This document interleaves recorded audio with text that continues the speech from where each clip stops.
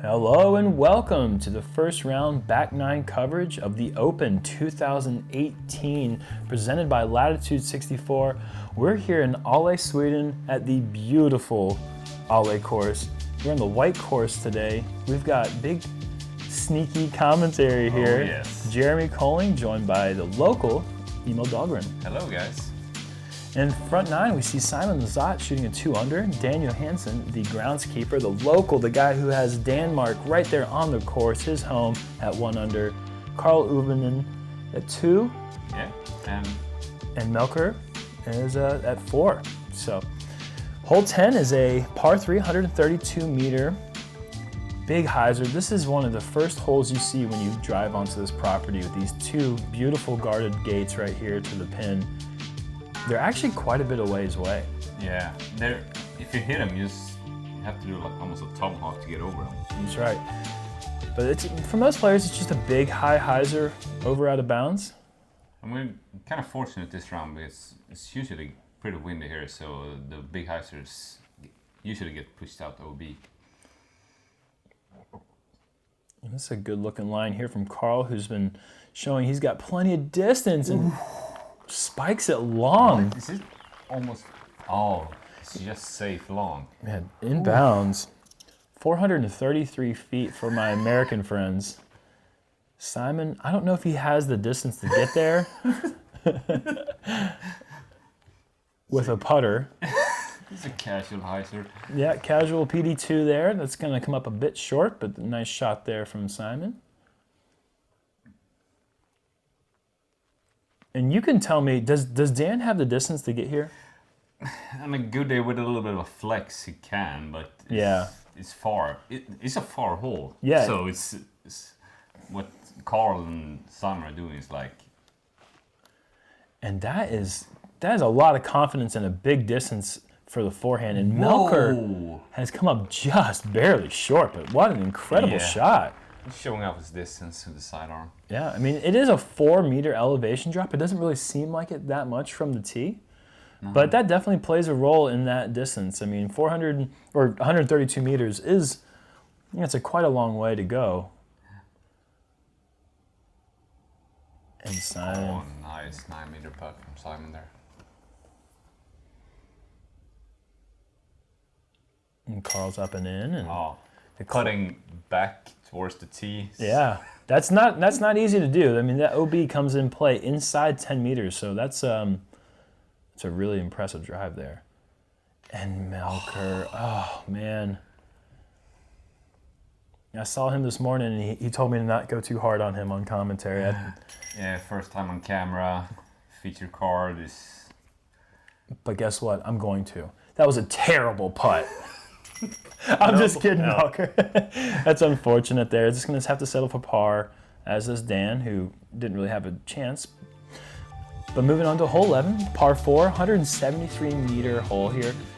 Pretty much wide open off the tee. Oh, obviously, incredibly wide open off the tee. But there is this random out-of-bounds patch here you see up here on the right with, not really sure why it's out of bounds, but it's there, and it's out of bounds. Yeah. But a very tight landing zone here.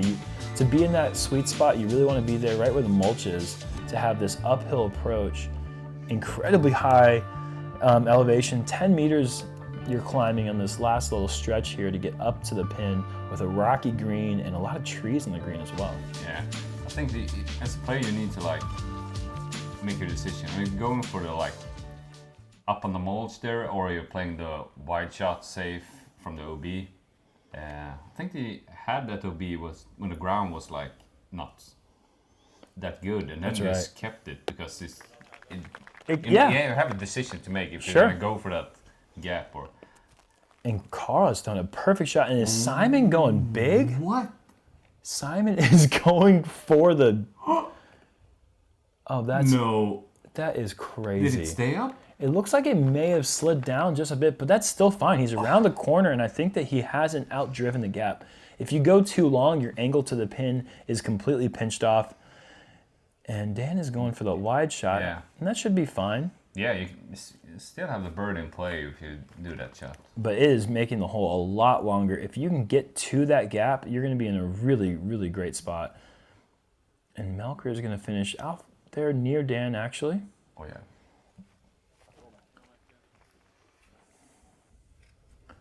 Looks like Melker is lining up another forehand.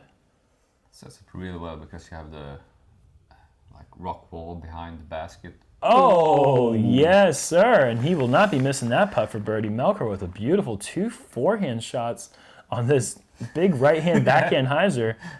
I can appreciate that. Yeah, it's cooling it. And just comes up a little bit short there. But it's in his range, I think. And this is a great drive from Carl. And he doesn't even have the best drive of the group. That's crazy. And just a little layup there, just short of the pin. And Simon just a little bit further. I think he must have rolled down a little bit. Yeah, I think I saw something slide down the hill. Either a roll or a little bit of a slide, but still, I mean, that's just such a great tee shot. And here you see the crazy elevation. You see with Dan's stance there, it was super uphill. Mm-hmm. It shows why the tee shot is so important, to give yourself an opportunity to make this approach closest to the basket as possible. Because if you're inside the circle but you're at the bottom of the hill, it feels like a 50-foot putt. Oh yeah, you just see almost the top of the band. I need to put it straight up in the band. Almost over the basket. Yeah. And 3 tap-in birdies essentially there. Really well done there. And Dan's going to settle for a par on hole 11.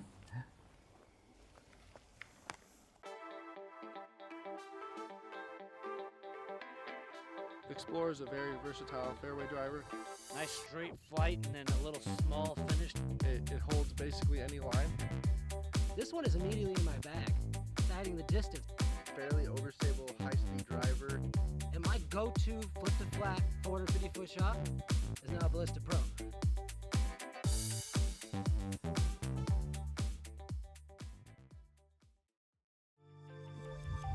Moving on to hole 12. Has to be the signature hole in the course. Oh yeah. It's just, what a beautiful shot. Maybe the most fun type of shot there is in the sport of disc golf. Just a beautiful downhill valley shot. 163 meters, only 8-meter drop in elevation, which is kind of surprising because it seems a lot more than that. Just drops so much there off the tee that you really get full flight. You get to watch the disc fly, which is just always so much fun. There's trouble on the left and the right with OB, and if you go OB, you have a drop zone. And it seems like it really comes in play. And there's this 2 gaps here. There's a straight shot and there's the big hyzer. And you're seeing Carl go for the big hyzer. It's difficult to get all the distance, but it looks like Carl's down there. Maybe just a bit short and off to the left. And Simon's going for the straight gap. I believe that's a PD, and he has turned it over just ever so slightly. Oh. Wow, what a shot there. Oh yeah, so smooth. Yeah, beautiful control there. And Melker's going to... Man, what does he know that I don't know? He's throwing a flick on this hole. This is 500 plus feet. This is a crazy long distance here. Is he pin high?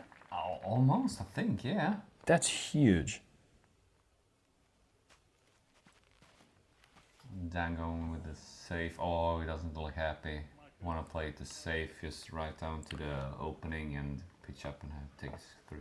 I think he should be in bounds, though, off to the left side. Yeah, he's in bounds. You can see those stakes over there. Oh! Wow. Great shot there from Dan.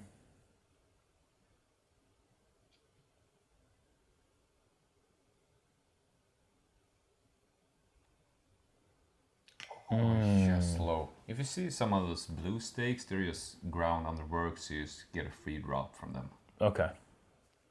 Oh, just Melker, left. man, a forehand He's been birdie. hunting for those birdies. Yeah, and Simon just from about 13 meters or so. Count that. Simon's on a little birdie streak here. He's birdied the first 3 holes in the back 9. He also birdied hole 9. He's on a 4-hole birdie streak. This hole's just so fun to get. It's like, Yeah. you see the disc fly, and you if you're here for practice, you just empty the entire bag on this hole. Oh, man. Yeah, anything 150 meters or longer, I don't care if it's straight downhill. That's just always fun to get the disc to go that far and be accurate. Yeah. And to make a nice outside the circle putt, that is a huge fun bonus and reward for Simon there. Hole 13, par 4, 200 meters. There's out of bounds right here off to the left side of this fairway, and there's a big gap between this stretch of the hole and where the inbounds comes in play over towards where the green is. There's two options. There's layup short over here in this straight shot, or trying to go tight, cut your drive up high, tight with a backhand hyzer, and try to get all the way over here to the second landing zone. And if you do, you'll have a little short approach to the pin here, which is kind of on a little mound as well. There's also out of bounds behind the basket. This is one of the more difficult par 4s on the course. Oh yeah, for sure. When they raise the basket up that high with the creek behind it, you need to be close to the second shot. And you have some trees to contend with on your second shot. If you're not far enough, it's really tricky. Any drive that goes out of bounds off the tee will go straight to the drop zone. And Simon's going for the hyzer approach here. Oh, that looks good. Yeah. Good position, yeah. A nice little landing zone there for Simon. And Carl as well is going high.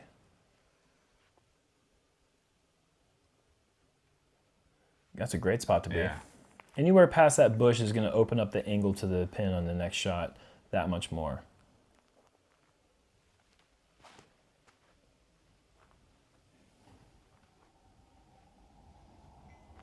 Melker's inbounds, but he's pretty far right. Yeah, that's a tough reach to get to birdie. That's quite a ways away from there.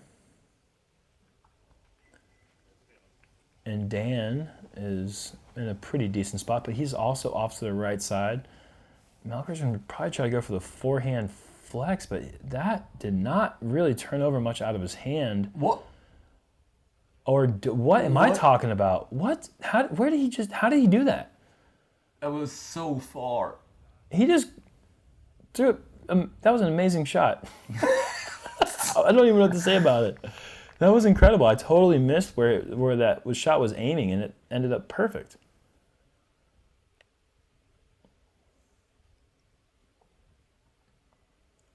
Simon had to line up the forehand and hyzer. Like I said, if you don't get the distance off the tee, it can be really tricky, but wow. Up on the mound, that's a great feeling. Man, that's so good.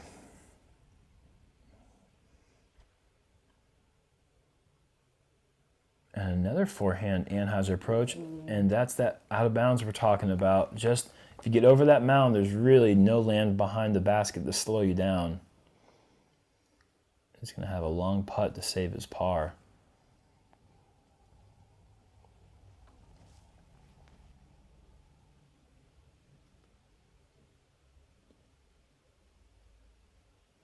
Oh yeah, count that. Save par.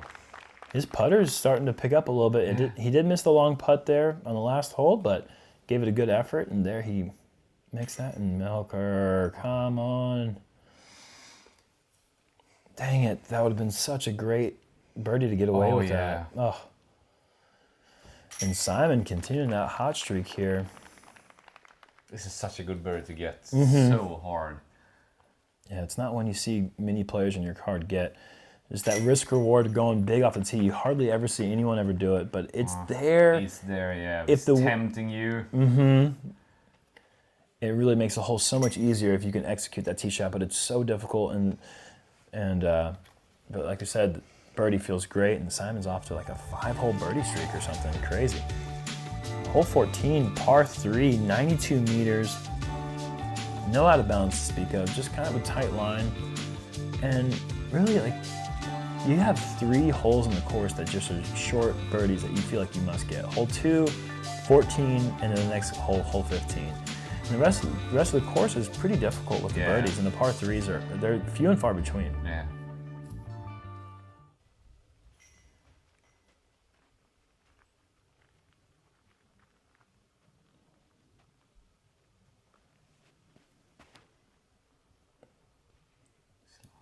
Good. Slap just inside. Yeah, good shot there from Simon.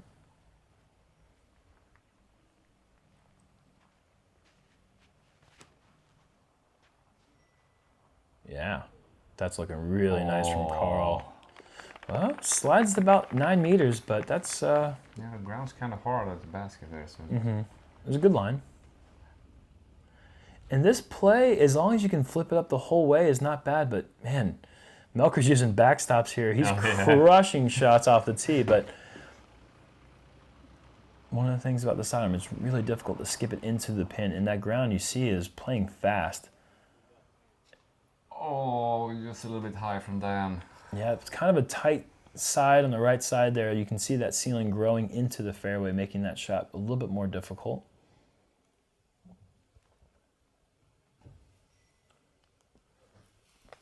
It's a good effort from Dan.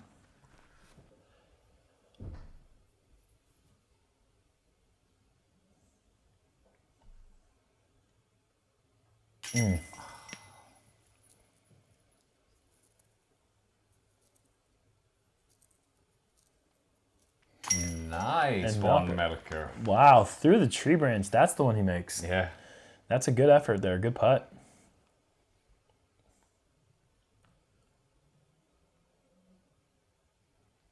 Simon, yeah, count it. Make it 6 in a row. He's heating up on this back nine, and this is the 9 you really want to attack. There's some difficult holes on the back 9, but for the most part, most of the easier birdies are on this side of the course. And so if you're going to start picking up and getting hot, it's a good thing to be on the back 9. There is some dangers as well, with some more OBs than the front has. So but if you're on fire, it's... Yeah, it doesn't matter where you are. If you're on fire, that's great. Yeah.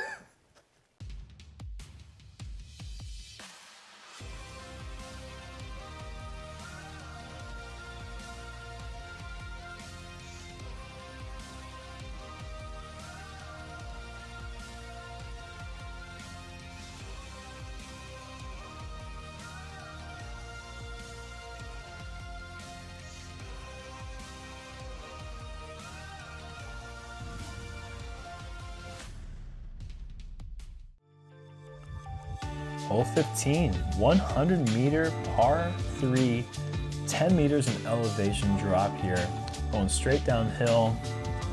There is out of bounds, circling the hole from left side all the way right, pretty close, maybe within 7 meters or so behind the basket, back here on the right side as this creek comes into play. All drives that go out of bounds will go to the drop zone, which is about 15 meters from the pin. So pretty important to keep this one in bounds. Otherwise, you might be spelling certain bogey. Yeah. It's a little bit of a, as a right-handed backhand player, you need to do like Simon, a little bit of Anheuser to get there. So you can't just go with a straight shot and you're going out of bounds. Yeah, and that definitely came out short. Simon's birdie streak is in jeopardy. That's going to leave him well outside the circle. Melker with a rare backhand so far this round. Put on the brakes. Yeah, wow. Just in time to slow down before he went out of bounds there. So we're going to see Melker throw a backhand and Carl with a forehand. And Carl's got a good forehand. Yeah. It's not to say that he wouldn't go with it. It's just surprising that anyone would throw it where Melker wouldn't. And we saw it once on the front nine, I believe, as well. Oh, this looks good. Yeah, he's slide. Okay, so a little bit short there. Not bad though, you know, within 6 or 7 meters. Simon from about 15 or 16. Oh my God, when you're feeling it, you're feeling it. Wow. With OB behind it, if you miss that and catch a roll, you're definitely going out of bounds. And the basket is I don't want to say it's elevated, but it seems a bit higher. Oh! Wow, the basket's huge right now. Would you call it like a little bit sneaky elevated? Yeah, it's sneaky elevated. Yeah, for sure. It definitely seems like it's a little bit higher off the ground than most baskets. And Carl, you better go quick before the basket shrinks. I thought that one was in too. But I think he has put enough pace on it too, or just enough pace that he did not go out of bounds. Oh, damn. Rare from Dan. Yeah, he knew right out of his hand, as you usually do. If you leave it short, you're more surprised when it goes in than when it hits the cage. And that's a tough break there for Dan. No birdies yet so far for him on the back nine. And there's locals, and then there's super locals. And Dan is as super local as it gets. This is his backyard. You know, hole 16, par 5, 290 meters. You have out of bounds on the left and on the right side. Really, anything in the tree line is out of bounds. You just want to keep it in the fairway here. Slight bend off to the right. A big tee shot puts you in position to get to the corner. And then once you get to the corner, you kind of almost do like a U-turn back off to the left. And there's really not any way to sensibly be able to go for an eagle here just because of the angle. No, damn, I want to say it's impossible, but... Yeah, the only way you can really get an eagle is I think if you could throw it in from about 60 to 70 meters. Like there's really no way to do it. And you can see the out of bounds wraps up here left and right side of the green. This left side wood line is out of bounds. So it's imperative to keep it in the fairway the whole way. This is one of the, what is it, dangerous holes on the, if you're out of position here, it's easy to, can get a big number. Oh, without question. And Simon feeling it here with a beautiful turnover drive. If you're past that tree, you're feeling great. Yeah, and if you're way past it, you're feeling greater. You're definitely feeling really greater. And that's a little bit risky, but when Simon again, because the OB tiles on the right side where Melker is not safe. Melker's going to be in a good spot though. And Carl, who has a ton of power, does he outclass Simon on the distance here? Ooh. I mean, maybe. Yeah. That was a beautiful drive from Carl. Again, the big distance here really is only important if you just don't want to throw a full second shot. You can't get much more aggressive than just getting to the corner on your second throw, but it does help put you in a good position to be able to do so. Yeah, there is a play where you can like go with like a mid-range off tee and still have the chance for the birdie. Right. And Dan is going to be tight but inbounds. Makes his approach on his third shot a little bit more difficult, but not in a bad spot by any means.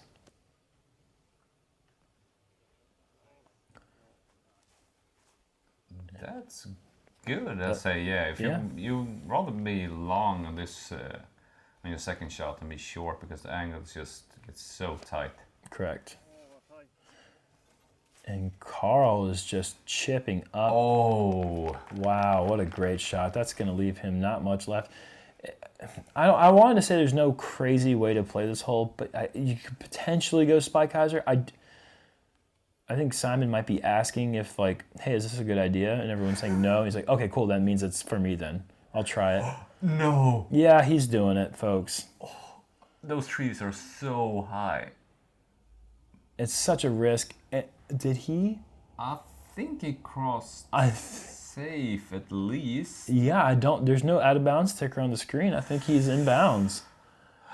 Not many people have the ability, the superpower to be able to do that and get over the trees and land in bounds. That takes, like, there's a certain bit of insanity that has to come into your head. Like skill is one thing, power is another, but then like the insanity to be able to put those together. Yeah, because if he missed that shot and he just hit one of those top of those trees, then you're looking at bogey, double bogey instantly. And you see that the gap is like, it's not big, so you have like super tall trees to contend with on both sides with that big Spike Heiser. And Carl's right where you want to be after two shots. Pitching up there, really nicely played hole. And Melker still isn't up to where Simon's second shot landed, which is just nutty. I mean, Simon will have a look for eagle.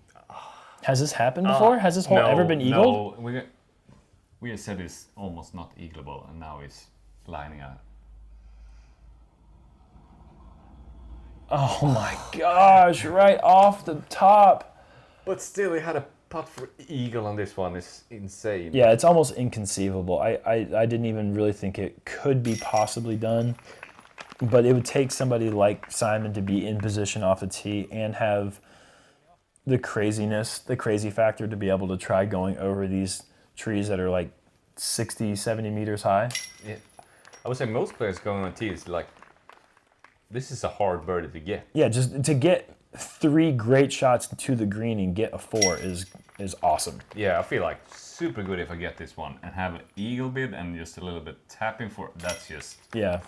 This is insane. Well done there for Carl as well to get his birdie.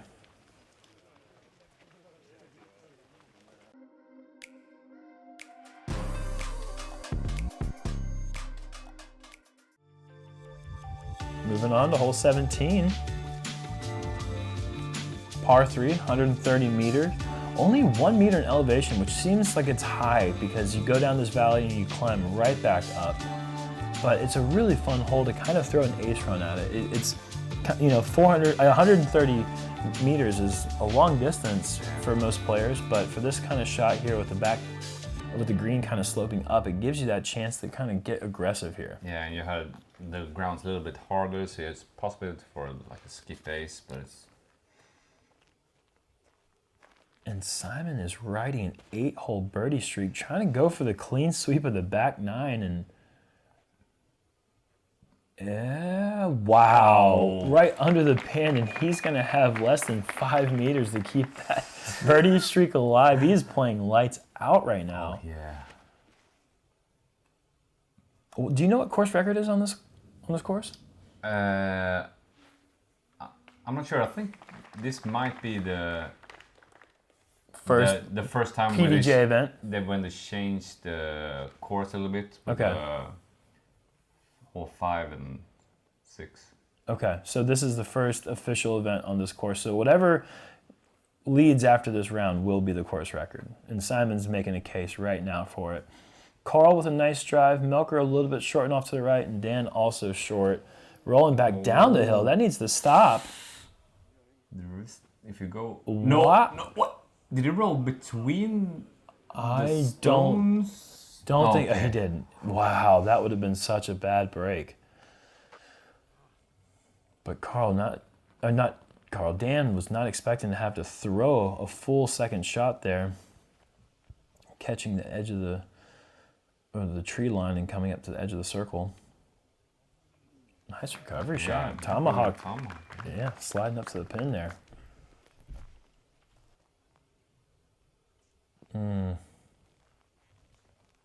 Dan still outside the circle for his par. Oh, yeah. That's the Dan I know.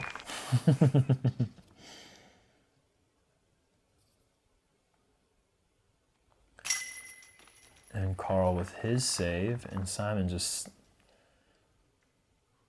Wow. Yeah, he's just playing... This is just free golf right now he's playing. It's just super easy. So much fun to play like that. 9 straight birdies for Simon. Coming into hole 18. Another semi-signature looking hole. I mean, you just have this beautiful hillside here. Tight line the whole way. 146 meters. Only 4 meters in elevation drop. That's 479 feet for my American friends. That's a long, tight tunnel uphill to this green here. So if you can get the distance, you can kind of just throw it as hard as you want into that hillside, and hopefully it slides up to the pin. Yeah.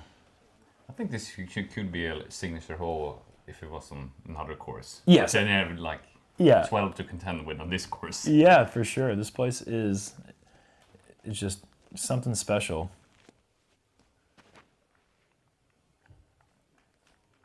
Oh, that's hunting. Oh my goodness. Yeah. Oh, it's a little bit short. A little bit short, Simon. What's the deal, man? Yeah. What's your problem, dude?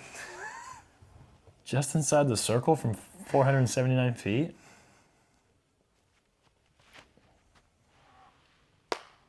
Oh, he doesn't like that. Yeah, he knew out of his hands. Turned over, but he's gotten over the OB Creek. This is a drop zone if you landed that creek. Melker, huge sidearm here. Wow, nice shot there. Just a bit short, but pretty dang good shot. Oh, stay out, stay out. Oh. Well, you said stay out. He did. He stayed out. Oh, sorry. That's on you, dude. You're gonna have to live with yourself for saying that. I need to apologize to Dan later. Pretty okay shot there from 9 meters left for his bogey.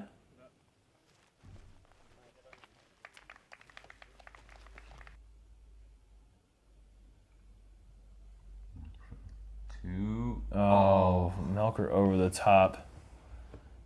Wow, so where did Simon land if Dan is still out at 9 meters in for his bogey? Yeah.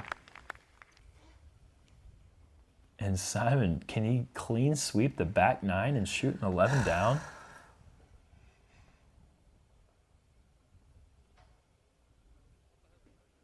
Oh, you know it. Oh, that's a course record. Yeah, definitely a course record. 2 down on the front 9, a good front 9. Yeah. Not like anything amazing, but a good front 9. 9 down on the back 9, are you kidding me?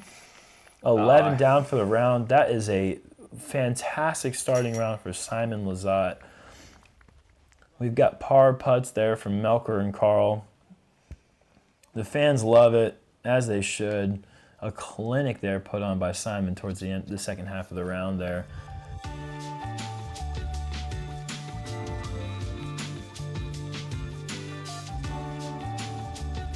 Well, thanks for tuning in, guys. Appreciate you watching the first round feature card coverage at the Open 2018. This is Big Sneaky Commentary signing off. Make sure you check out round 3 from the yellow course, also here on the property.